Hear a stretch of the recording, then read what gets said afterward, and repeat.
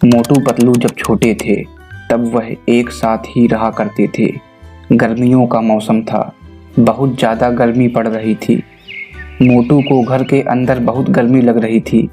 मोटू पतलू से कहता है, पतलू मुझे बहुत गर्मी लग रही है, मैं जा रहा हूँ, थोड़ा बाहर से घूम के आता हूँ।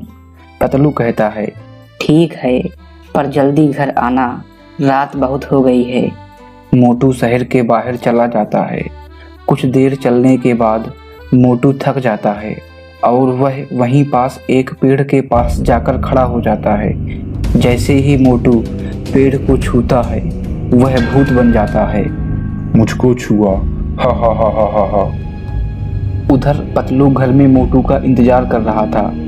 मोटू ने तो कहा था मैं घूम के जल्दी घर आ जाऊंगा, अभी तक आया नहीं, ना जाने कहाँ होगा मोटू।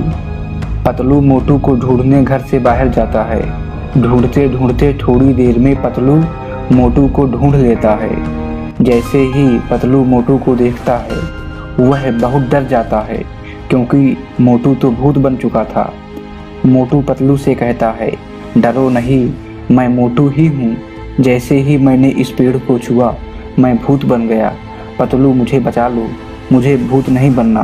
तभी अचानक पेड़ से डरावनी आवाज़ आती है, इस आदमी ने मुझको छुआ था, इसलिए मैंने उसको भूत बना दिया। पतलू सारी बात समझ गया। जिस पेड़ को मोटू ने छुआ था वह कोई साधारण पेड़ नहीं, जादुई पेड़ है। मोटू तुम रो नहीं, यह सब इस पेड़ ने किया है।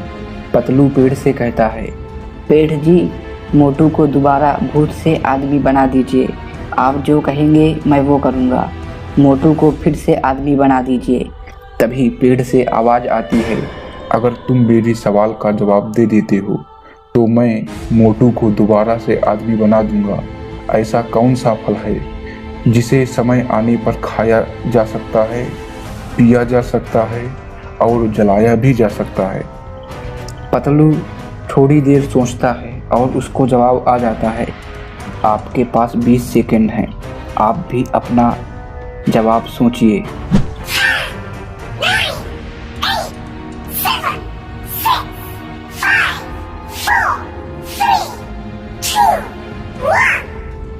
नारियल को खाया भी जा सकता है, पिया भी जा सकता है और जलाया भी जा सकता है। यह जवाब पतलू पेड़ को देता है। पतलू का जवाब सही होता है। पेड़ मोटू को दोबारा से आदमी बना देता है और अंत में मोटू पतलू दोनों लोगों की जान बच जाती है।